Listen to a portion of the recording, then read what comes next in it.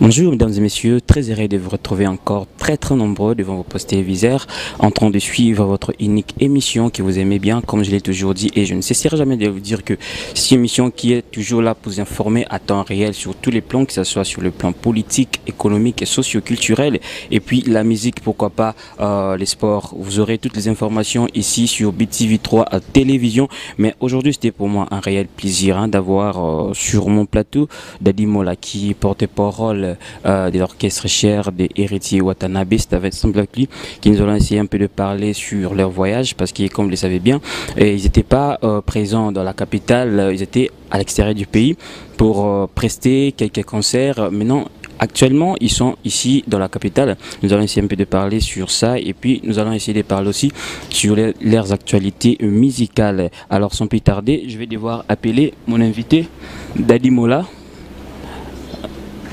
Il est en train de venir. Vous pouvez placer là-bas. Bonjour. Ça va? Comment vous allez? Ouais, je vais bien, je suis. Lelo na mbio na émission ngai. Ouais. Parce que ils ont ma belle photo sur là. Bozaki na voyage. Voyage le kinde nini, bobeti na mboka nini, et puis makamu nini yasikai na voyage wana. Mbote na nuna bande ko tuba utala biso na moma oyo ba internet. Mbote na bango merci Nabino, ndenge bo yambara biso, talaka biso. Merci. Ouais, je l'équipe très bien. Très bien. To Betty 3 concerts na Johannesburg, to Betty concert moko na Pretoria. Donc au total on a fait 4 productions. Donc voilà. Voilà, Elo et comme Sangai Dadi Mola. Nazuka wate bela zolo badadi héritier Watanabe banda misa album était camarade ya beta kanaiti, mais ba concert obuzo ki no beta li banda bino mo provoka yango to izaka ka par rapport musalo bosa malgré babiloba loba bato. Bon, heureusement que le biloba loba bato déjà tant que biloba lobeza biloba loba, donc eza nango moi nga trouvé normal héritier Watanabe beta ka yango ezobote ba voyage wana, mais bato baloba ki faut ba héritier loboko no bité point. Premièrement, album na biso bande bima na 2016. Tilelo tout ce là comme ma dernier tena hit. Donc tout ça parmi ba 6 premiers. Donc c'est parmi les meilleures réalisations à album Oyo et bima na Congo. Retirada. Et aujourd'hui retirada des quotas partout. Bon, les gens disaient Bokendaka Kangola, Bokendaka Kangola, Bokendaka Kangola. Lelo, toke Côte d'Ivoire 2 fois, tobe ta musique ni. Tobe ta banzembo ni. La musique intelligente. Voilà. Tobe ta ba concert na mboka na biso Congo awa. Na ba province, tobe ta musique ni. To wuti Afrique du Sud. Tobe ti musique ni. Batu baluba na bangoka bongo. Mais autour le awa qui non, vous aura 6 premiers na kati ya hit. Mais pourquoi pas être premier? Mais l'album a déjà fait 3 ans. Il y a des... Attendez, Bandeliwana, vous n'avez jamais été le premier. C'est ça ma question, répondez-moi. Tozala premier pendant 1 année et demie. Ah bon? Ben oui. Renseigne-toi. Yosa chroniqueur. Et avant même, dans la émission, c'était chez moi à la maison. L'album est déjà sur les marchés. Tokanga marché, il y a hit parade. Marché à hit parade, Tokanga yango. Pendant 1 année et demie. Et aujourd'hui, tout ce qui est appelé l'album, ils ont bima et ils ont appelé la première place. Remarque Nassali, mais mingi ba rumba ils ont betanango. Mais générique vraiment type. Voilà ce qu'il faut tout na ba consommateur. Pour la nini balinga ko consommer mingi ba rumba, balinga ko consommer mingi ba générique. Voilà, tout qui est bien. Quand on a un concert, on a un générique na biso. Quand on a un concert, on a un public, on a un oui, tu as un générique qui a pas binoté. Et on a des orchestres na biso ta. Ba ne belé balongo pas JB, ba beta ba biluka JB, pourquoi pas bino wete biblo? Ils ont peut-être ba bimisi dans l'album té. Pour moto déjà bimisi album, biso déjà lelo bientôt là. Tout ça là 4 ans. Dans mois de juin album na nini orchestre na biso 4 ans déjà. Donc tout ça déjà na ba générique, plus de 5 génériques. Donc ils ont inutile ya ko beta ba générique akala. Mais ce qui est là, ba cri au Bercy à Boaka, ba cri au ambulance à Boaka na maison mère, ils ont ba cri na bango. Rien n'empêche qu'il y ait un concert Moroboué, Babetango. Donc voilà. Mais t'as dit, moi, tu qui, Batoizo, le bac héritier, Wata, à corrompre à musicien d'orchestre, mon sous-sous. Pourquoi on a un orchestre, on a pas héritier. Ambulance, non? Ambulance, on n'a pas bino. Et arnaqué, Bercy, Bazo, Olivier. Balobi, qui est Wata, t'as un bon moment où on peut y acheter. Pour, bah, tout n'a pas. Bon, qui n'est pas Wata, qu'on locani, pour Wata, on a bétané. Pourquoi, quand Batouan, Bazo, on a kouna, Bazo, y'a pas Wata. Wata, on a sani. Bazo, bétané, pété. Bazo, bétané, n'a ni. Succès. Wata, n'a succès, te. Selon Bato, Bazo, le baki. Wata, t'indara. Wata, selon te. Mais bon, voilà, quand tu parles de salon, voilà, ça lit expertise en tant que professionnel. Donc, nous, on a quartier Mogo Bouéza, quartier Mogo Show. On a Dallas. Ce qu'on a Dallas, c'est bien au Bimaka. Barumba ni betaka. Musique ni betaka. Déjà, tu as dit, c'est faux, c'est faux. Les lois, orchestre ni Bimaka, li banda ko le kabiso. C'est belé. Pour ne pas dire que les cabines, mais après, c'est bimarapé, c'est belé. Voilà. Ce qu'on a dans le lobby, c'est les cabis aussi. Bon, qu'est-ce que bimarapé, c'est belé. Mais que les cabis. Bon, qu'est-ce que bimarapé, c'est danger. Mais il fallait pour un orchestre, nous, bimarapé, t'as un États-Unis, t'as un poto, mais tout le monde a raté, et pas héritier, t'as un États-Unis, on les a raté. Combien t'as été aux États-Unis? Yo mon a quitté qui orchestre na biso ninga qui des États-Unis car ba musicien na biso ba kenda kufunda. C'est qui pour ouais tes hommes qui. On ba funda rafalit, ba funda rafalit ba faire te kawat. Moni muto ba funda ka. Pour na yeliki ya ba onios. Voilà. Pose-moi encore la question pourquoi. Pour ba yebi ki yeso qui a commis kuna poison. Bon ben oh yo to funda na biso bango te po bon. Ya nango normal. Non bien. Nanda kuna bino bwana vie na bino ama kasha beta ka quartier Mobimba. So ka mo ebimi il faut beta quartier Mobimba. Bino bwana tika e abima bon so mo ebimi. Merci beaucoup.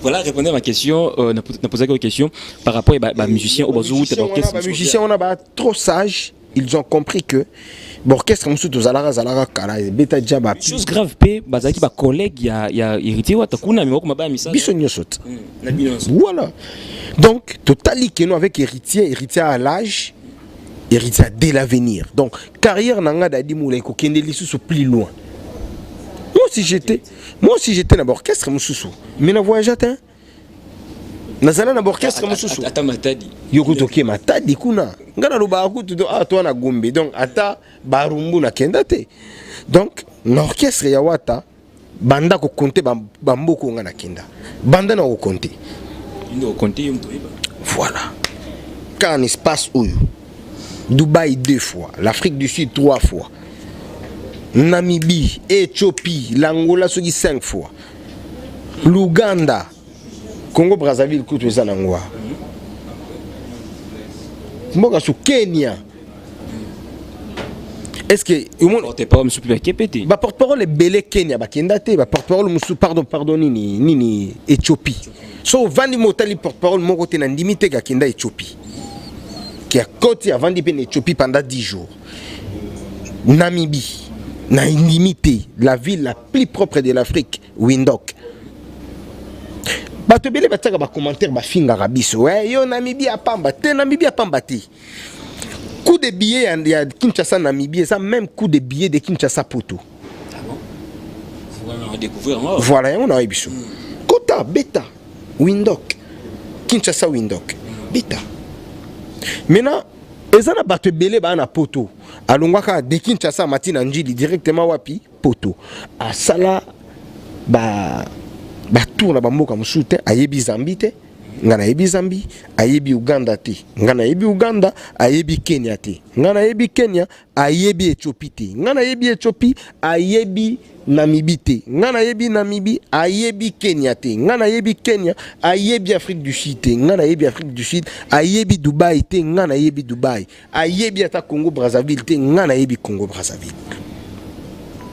Et na bamboka na biso oyo. Pose-toi des questions. Na bakatanga kuna. Ngana kenda bakatanga bakasumbalesa bakolwezi balikasi banini. Ngana kenda pour la musique ya Tim Wata. Cela veut dire bah musicien sont bah rapport qui va voyager voilà. Pour la voyage moi si je parle de voyage est parmi les découvertes oyo biso tous en a besoin tout le monde. Et puis net dans ça l'émission na yo à internet. Na comme on a bato ba Haïti ba comment robenganga. Déjà donc et tokotaka partout. Si ko bato na bazala na manque na biso. Tango ke ayebi ke dadi mulaza na mboka. Aye ko mona yo. Donc tozo élargir ba connaissance na biso. Et puis déjà tango bo beta ebele. Plus tozo kotsa pe ebele. Vous avez la difficulté à parler, vous avez la difficulté à carter, vous avez la difficulté à vie sociale. Mais ceux qui ont un orchestre mo ya gaillard mais bo beta na binote. Allez-y comprendre. Yango zo mona ke ba noko ebele ba olongwa na bango ba oya Tim Wata po ba ebiki je suis héritier il y a l'avenir net Olivier ba beta mama na dio na héritier Watanabe na album Momi Ange Midemo Arnakula ba oya manzembo ya le boss Eric Mandala na Goga omona ke Goga pesi bango lisusu vie Goga a faire valoir bango lisusu. Et puis, tu as la concurrence sur les marchés. Banzembo kitoko na ba chanteur kitoko et robeta nengeni baroté comme nengeni. Moi qu'est-ce que moi je dis à Ambilan, je dis à Olivier, je dis à Arnaque, je dis à Bercy. Nenge baza wana amishka aussi pour pas ou ta maison mère. Donc, ba dembela na bango wata na bisengo na pasi, ba paiement. Ba kolisa carrière na bango. Moni soki ba atteindre niveau mogobu o mona muta longwe na edo alongwa na facilité alongwa ke awa des jours ala na succès o continuer carrière na yo mais ceux qui ont rêvé et comme mama qui no komi suku lukati o ke poto ki vendre. Voilà, merci beaucoup à toi Trésor Gambol nakati Allemagne wana pisho ba moto ya trop balobi muto sur le koleka Samsung S10 ba moto ne trop continuer ka awa. Oui. Oh ouais.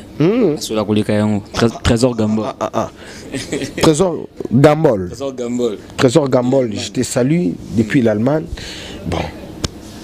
On a talent ouais. Bon qu'il a un peu vu dans au Benvin de Percel. Bervin de Percel. Grand prêtre en France. La Pessimboté. Bervin de Percel, la Pessimboté. Donc voilà, c'est la famille quoi. Voilà, dis-moi là. Oui, Ranson n'a pas intervenu belé. Tu l'as dit soit tourné par rapport à Bananae ou ya Bimisa. Afisaka trop Fabregas, Bill Clinton, mais moi na vraiment oyo alobelara mabe to a reconnaîtra Penzati isa héritier Wata. Mais tu dis héritier Wata à Longwa maison mère à côté sa lettre naïe. Qu'est-ce qui fait que non papa a on dit moi en été c'est n'a pas niveau mon. Chacun libre de dire ce qu'il veut, de faire ce qu'il veut, de penser comme il pense. Donc, si le roi de la forêt a lobby bongo, tout à reconnaître à côté. Et c'est le roi de la forêt, il y a un bandé. Mais qui a impoli. Et ça, bah, idée à le roi de la forêt. Donc, ngande na zabou. So ngana totalité, une robe. C'est un peu beige. Voilà. Est-ce que nous sommes au bas, ils blanc. Une robe blanche, disons. Est-ce que, bon, on a plus exemple, n'est pas zabou.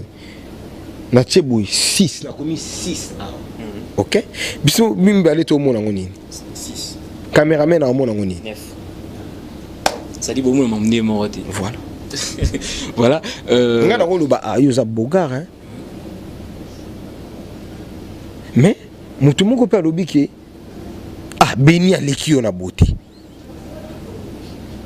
Donc mutuna mutuaza na conception na. Pourquoi pas héritier Wata à la réconciliation na papa na tout le réconciliation on dit ni. Tout le monde qui fabrique ça c'est qui vient pardon fallait pour musique congolaise matakaka. Parce que à se sentir qui coupable peut-être na makaba dire na eto na ba acte na héritier qu'est-ce qu'il a fait pour Senga pardon.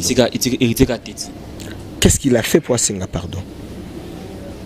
Il est-ce que ceux qui ou rançon na bingisi na. Pardon. Pour nous aller à Nyongo na yo à $50. Voilà le TVT. Mais yo psycho yo est-ce que yo ko senganga pardon pour salingani. Ngana ko sengo pardon je suis na voyage qui na yesiko. Limbisanga pona temps. Voilà. Au tekela nga base wisdom na mystique. Na pesa ndambo mais ndambo tikala. Donc, yo aussi nga pardon. Je pense qu'on comprendre. Mais est-ce que ceux qui sont à Bingsi, moi, na héritier wata, na ba kermes ndi fuma na la samba playa. La Team Wata, héritier Team Wata. Team Wata, c'est une entreprise. Besoin d'entreprise des anini, mongo katuku bianza. Donc ceux qui katuku bianza ça, ba Bingsi biso ata wapi, ata kutuna ndako le roi de la forêt Tokebeta. Voilà. Donc pour Bino Boya et pas roi des forêts, il faut appeler ça Bino katuku bianza. Au lobby makambo kermest. Ceux qui ba Bingsi. Ata kermes wana. Non, kermest c'est ali. Et ça cop. Donc Togo y a cop, kaka ceux qui cop ça. Voilà. Voilà, Dadimola, tu m'es qu'un peu obéi solo parce que tu fais aussi partie de la communication. Il y a Team Wata. Nakati la Team Wata, tu es comme un groupe morobo, il y a journaliste et na bango. Et pourquoi les commis chaque musicien il faut azala ne va porter parole d'être qui qui bandakala. Mais le groupe de musiciens et ba journaliste et morobo ou il finga président wana ou ba finga président o. Mais les groupe il y a ba chroniqueur, il y a Wata et continue mon boulot. Mais banana ko répondre pourquoi et comment bongo. Il faut ka cause la na ba journaliste et morobo pour ba finga ngambo mususu. Wana na éviter. Parce que ce que tu as journaliste, tu as engagé un orchestre. Journaliste à l'endaka orchestre, ceux qui a ligné avec l'orchestre. Donc tu as vouloir naïe. Vous comprenez? Ken Piana expliqué un jour que non, il est Azagi et pas héritier Wata, mais a ça fallait poupa. Ça dit bobingana kaipo, a ça fallait poupa. Bon, on a vraiment ba kente tout bananité tout. Tu fais aussi partie de la... Je fais partie de la communication, mais moi j'aime traiter avec des gens qui sont polis. Et des gens qui sont des impolis, Ken Pian est impoli. Nalobi teke Ken Pian est impoli. Donc nga s'opposer nga makambo ya bato baza poli na lobi lango. Et Ken Pian nalobi ki azalaka na Team Wata. Tout na poste ni. Attaché de presse. Merci, peut-être que nous sommes ignorants. Mais vous continuez que nous sommes ignorants. Nous sommes ignorants, nous sommes attaché de presse. Banda team et Botama attaché de presse, c'est Karine. Parce que Karine n'a battu un bureau ou bien équipe nationale. Comment qui contacte le président Weranson, ton président Weranson a juité à une élection et comment qui n'a bango, c'est-à-dire faire partie de ce qui est au bien équipe nationale. Comment qui ko attaqué? Qu'est-ce que ça a à voir dans Team Wata? Il va comme ça héritier Wata. Team Wata est un organe moussous. Équipe nationale pèse un organe moussous. Équipe nationale, c'est un groupe de journalistes qui soutiennent héritier Watanabe. Voilà. Mais ben ko loba mpe Wata atindaka ba journaliste ba finga ba président. C'est que ba journaliste pe ba finga ba leader moussous. Ba leader ngo pe ba tindaka ba. Nyama corps ba finga wer mais le lo ki nyama corps ki pa na maison mais ba beti nyama corps. Na lobi hein. Bon, to betano masolo na biso parce que moni batu wana nyoso bazala ba engagé na Team Wata ti. Baza batu bande ko landa Team Wata par sentiment. Comprendre? Donc mon appétit mo wayaka, ah gogo. Mais soit qu'à 2 minutes au sol na gogate. Ça dit Team Wata ebieti. Ebieti. Voilà. Par rapport il y a groupe il y a équipe nationale bien que baza pena na 4 ya Team Wata mais baza attaché na Team Wata. La Team Wata. Mais au cause après moment loba mo tout conseiller au pisa bango. Conseil. Donc c'est-à-dire les autres mona janvier les loups ne se mangent pas entre eux. Janvier à Biri nga respecte à Karine hein? Et non pas à Karine mon consité. Na respecte à Karine par rapport à Pierre Naïa na ngopé na Team Wata. Et ça la paie quelque part bien. Je lui dois du respect et puis c'est ma petite sœur. Donc ce qui m'a bé comme lié nga personnellement comme état humain et ça n'a pas bien été. Et puis on dit ma télélo. Bon, quand on dit ma té c'est trop dur mais na kokokate komona janvier à Biriba finga Karine. Pour ceux qui peuvent approcher Team Wata par rapport à Karine. Donc en plus bango bana mibali. Moi na mobali asona na moi cité. Moi na mobali za mutu moko tout moi na mobali za mutu moko ya ba respect belé. Donc voilà, c'est tout ça. Non, puis pas Bino. Biso banani? Bino va porter parole. Ce qu'on a zala mbanga. Mais soignant. Na finga déjà. Finga te mais au temps na nzela mais mambangeza. Nga te ce qui coach na nzela nga na kiyaka nango intelligemment parce que je suis intelligent. Donc na roya ko luba pe na roya sala makambo moko boye oyo bato ma yeli bazo comprendre. Mais na roya te tala bino ne bozana tamwano te. Voilà, nous approchons petit à petit à la fin de notre émission. Deli Molay c'est sur relation à une porte pas mouvement sous Isarande. Clean. Naza clean na porte-parole tout. Na orchestre ebimi lelo. Na NP clean. Nani porte-parole maison mère. Sankara d'écoute. Clean. Clean, Boussola. Très bien. Est-ce que Boussola vous? Très bien. Pourquoi nous poser question? Vous n'avez pas maman ça orchestre na bino. Est-ce que Boussola vous? Na sola bien naï. Maman ça l'orchestre na biso. Pour ça la capacité à kusala bongo. Ce qu'on a la capacité à kusala bongo te. Donc voilà. Voilà le programme sur les alliés à orchestre Dubaï d'ici là. Tout qui est déjà Dubaï et puis Côte d'Ivoire bientôt là, tout qui est déjà Côte d'Ivoire et puis il y a beaucoup de choses toujours ça là. Déjà tout ça na studio mi-ange mi-démon. On prépare déjà cet album là et puis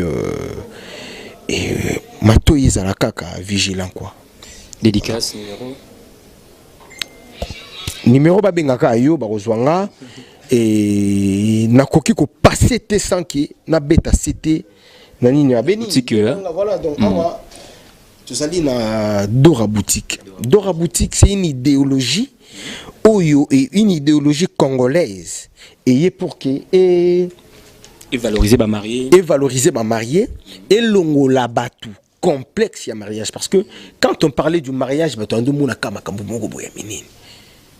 et puis qu'est-ce que les gens disaient tout ça na mbongo te to bala ndenge nini. Alors na Dora Boutique awa okoza anu na mbongo te oyi o sololi ba estimer budget moko boye po obalela ozo ko tika na $20 $10.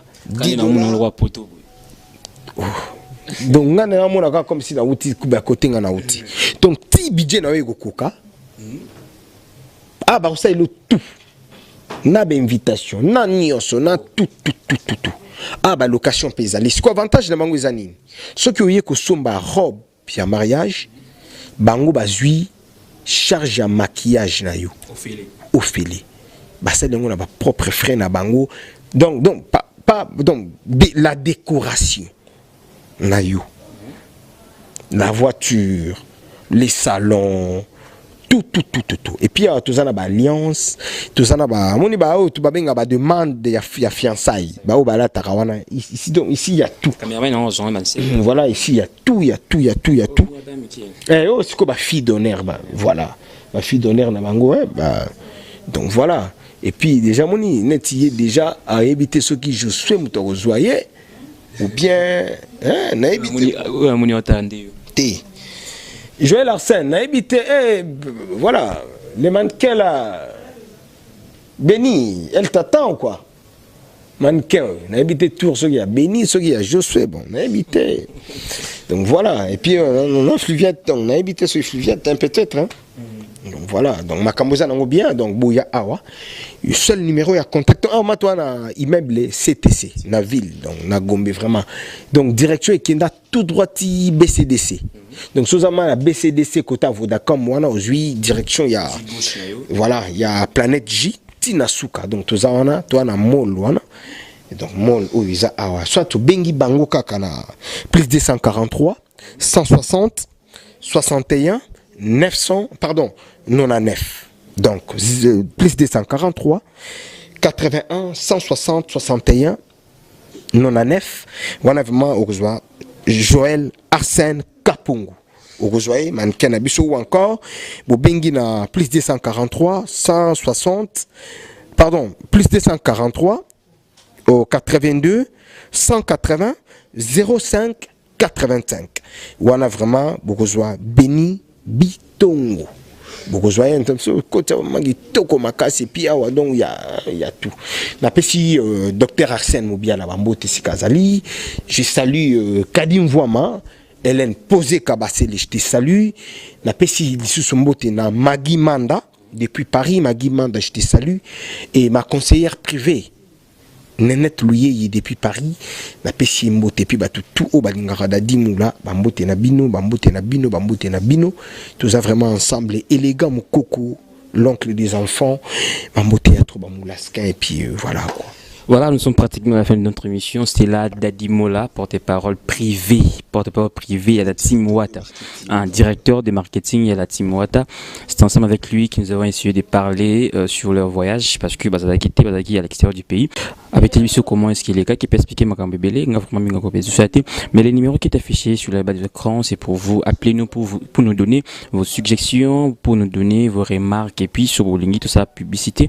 Il y a Poutsiki Nabino, il y a faire Nabino sur contacter numéro Zawana, plus 243 89 83 23 1 5 6 Tozana Tosaka Nyoso Nabino. Je ne peux pas boucler cette émission sans pourtant remercier Bino Batobozaki, Liboso Betanduike, Kota la Bisso, Namoni Trésor Gambol, Nakatia Alman et puis Namoni sous Rebecca Solomo, autrement dit Rebecca Moussoaili, Maman Bota, les grands réalisateurs, David Angali, Napichu Bambote, trop place aux Ali, mon vieux Belvin de Percel, bon séjour Nakatia Angola, Nabi Kemikolom Kito Kutana Anakin, je suis Mpunga Arzelayo et puis mon boss Pierre Elvis et Bronzac, l'homme du moment, les bâtons de Moïse, sera Betty Bikamo Salami, Napichu Mbote, la sœur, là je vois du côté du Canada, Napichu Mbote Narita Mansiuna, la servante de l'éternel, Napichu Mbote Trop, et Toaka Nanzala, et album Tozi Dakara Oselabiso, Nekara Teokanaki.